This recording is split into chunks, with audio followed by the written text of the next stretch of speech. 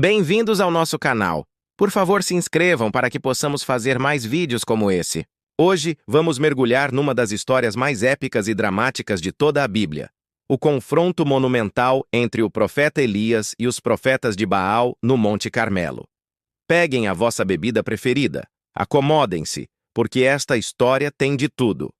Seca, desafios, milagres e uma demonstração de poder que vai deixar-vos de queixo caído. Para entendermos bem o cenário, precisamos de voltar um pouco no tempo. Israel estava a passar por um período sombrio. O rei Acabe, influenciado pela sua esposa Jezabel, tinha levado a nação a afastar-se de Deus e a adorar Baal, um deus pagão da fertilidade e da chuva. Templos para Baal foram construídos por todo o lado, e a adoração ao verdadeiro Deus estava a ser suprimida. Era um tempo de grande confusão espiritual. No meio deste caos, surge um homem chamado Elias, um profeta de Tisbe. Ele aparece diante do rei Acabe com uma mensagem ousada e direta. Tão certo como vive o Senhor, Deus de Israel, perante cuja face estou, nem orvalho nem chuva haverá nestes anos, segundo a minha palavra. Imaginem a audácia. Um homem a declarar que iria controlar o tempo, que iria fechar os céus. Acabe deve ter rido, mas a sua risada não durou muito. A seca começou e foi brutal. 3 anos e meio sem uma única gota de chuva. Os rios secaram, as colheitas morreram e a fome espalhou-se por toda a terra. Durante este tempo, Deus cuidou de Elias de maneiras milagrosas. Primeiro, enviou-o para junto do ribeiro de Querite, onde corvos lhe traziam pão e carne de manhã e à tarde. Sim, corvos. Quando o ribeiro secou, Deus enviou-o para Sarepta, uma cidade fora de Israel, para a casa de uma viúva pobre. E aqui acontece outro milagre incrível. A viúva tinha apenas um punhado de farinha e um pouco de azeite, o suficiente para uma última refeição para ela e o seu filho antes de morrerem de fome. Mas Elias disse-lhe para não temer e fazer primeiro um pão para ele. Ele prometeu que a farinha na panela não se acabaria e o azeite na botija não faltaria até ao dia em que o Senhor enviasse chuva sobre a terra. E assim foi. Durante todo o tempo da seca, eles tiveram comida. Depois de 3 anos e meio, Deus disse a Elias que era hora de se apresentar novamente a Acabe. O reencontro foi tenso. Acabe, ao ver Elias, perguntou: És tu, ó perturbador de Israel? Mas Elias não se intimidou e respondeu com firmeza: Eu não tenho perturbado Israel, mas tu e a casa de teu pai, porque deixastes os mandamentos do Senhor e seguistes os Baalins. A resposta de Elias foi direta e corajosa, colocando a responsabilidade onde ela pertencia. Então, Elias lança o desafio que se tornaria lendário. Ele disse a Acabe para reunir todo o povo de Israel no Monte Carmelo, juntamente com os 450 profetas de Baal e os 400 profetas de Azerá, que eram sustentados por Jezabel. O palco estava montado para o confronto final. Quando todos estavam reunidos no monte, Elias dirigiu-se ao povo com uma pergunta penetrante. Até quando cocheareis entre 2 pensamentos? Se o Senhor é Deus, segui-o, e se Baal, segui-o. O povo, confuso e dividido, não respondeu nada. O silêncio deles era a prova da sua indecisão espiritual. Elias então propôs o teste. Ele disse: Tragam-nos 2 novilhos, que os profetas de Baal escolham um, o cortem em pedaços e o ponham sobre a lenha, mas não lhe ponham fogo. Eu farei o mesmo com o outro novilho. Então, vocês invocarão o nome do seu Deus, e eu invocarei o nome do Senhor. O Deus que responder com fogo, esse é o verdadeiro Deus.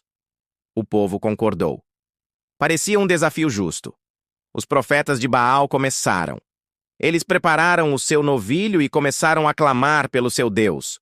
Ó Baal, responde-nos! Gritavam eles. Dançaram, pularam e oraram desde a manhã até ao meio-dia. Mas nada aconteceu. Silêncio total. O céu continuava azul, sem sinal de fogo. Ao meio-dia, Elias começou a zombar deles. Ele disse: Gritem mais alto! Talvez ele seja um deus! Quem sabe não está a meditar ou ocupado ou a viajar. Talvez esteja a dormir e precise de ser acordado. Imaginem a cena. Elias, sozinho contra 850 profetas, a gozar com a impotência do Deus deles. Encorajados pela provocação, os profetas de Baal ficaram ainda mais frenéticos.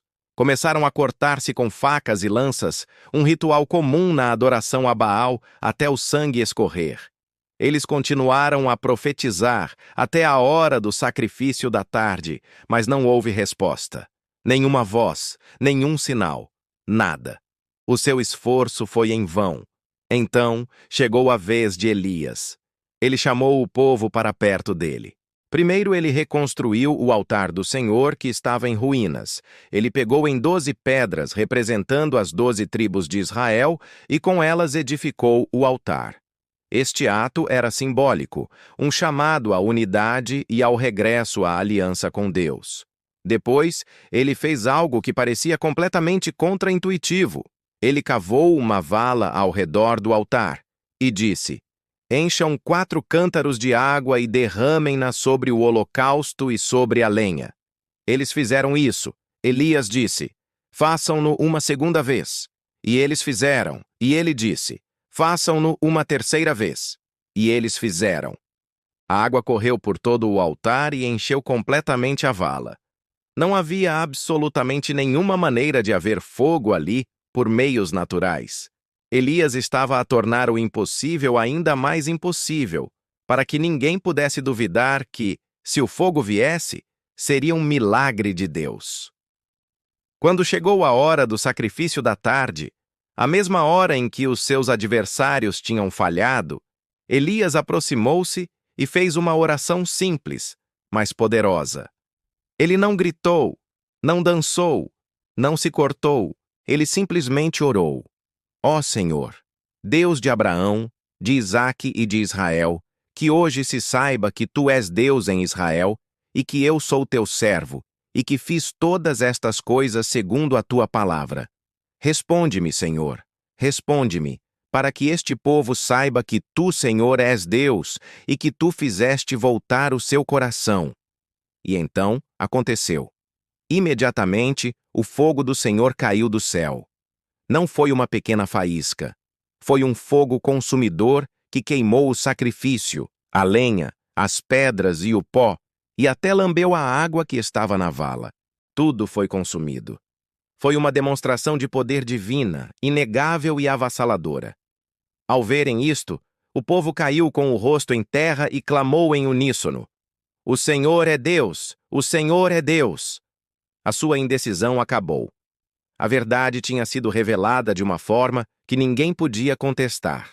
O coração do povo, finalmente, voltou-se para o verdadeiro Deus.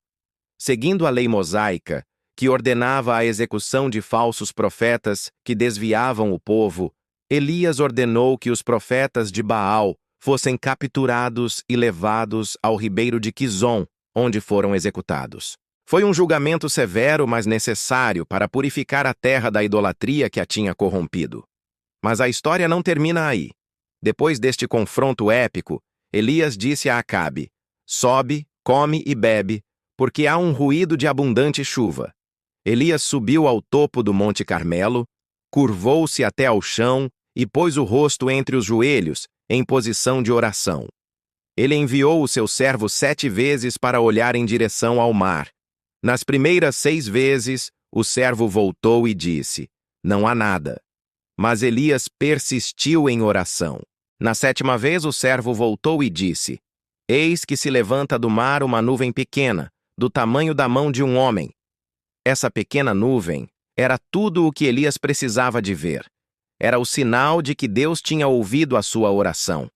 Ele disse ao seu servo para correr e dizer a Acabe para preparar o seu carro e descer, para que a chuva não o detivesse.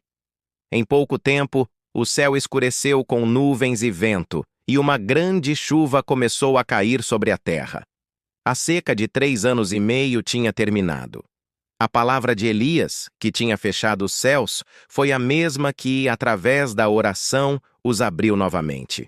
E, num último ato de poder divino, o Espírito do Senhor veio sobre Elias, que correu à frente do carro de Acabe até a entrada de Jezreel. Que história incrível, não é? A história de Elias no Monte Carmelo é uma lição poderosa sobre fé, coragem e o poder inquestionável do único Deus verdadeiro. Num tempo de confusão e compromisso, um homem levantou-se e desafiou uma nação inteira a escolher. Ele não confiou na sua própria força, mas na fidelidade de Deus. E Deus respondeu de uma forma espetacular.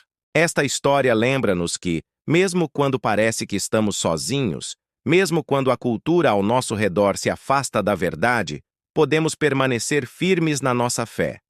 Lembra-nos que a oração fervorosa tem um poder imenso e que o nosso Deus é um Deus que responde, um Deus de milagres, que se revela de maneiras poderosas. Espero que esta viagem ao Monte Carmelo vos tenha inspirado tanto quanto me inspira a mim. A coragem de Elias é um exemplo para todos nós. Muito obrigado por assistirem até ao fim. Se gostaram deste vídeo e querem ver mais histórias bíblicas trazidas à vida, não se esqueçam de deixar o vosso like, partilhar com os amigos e, claro, subscrever o canal e ativar o sininho para não perderem os próximos conteúdos. Deixem nos comentários qual outra história gostariam de ver por aqui. Vemo-nos no próximo vídeo. Fiquem bem!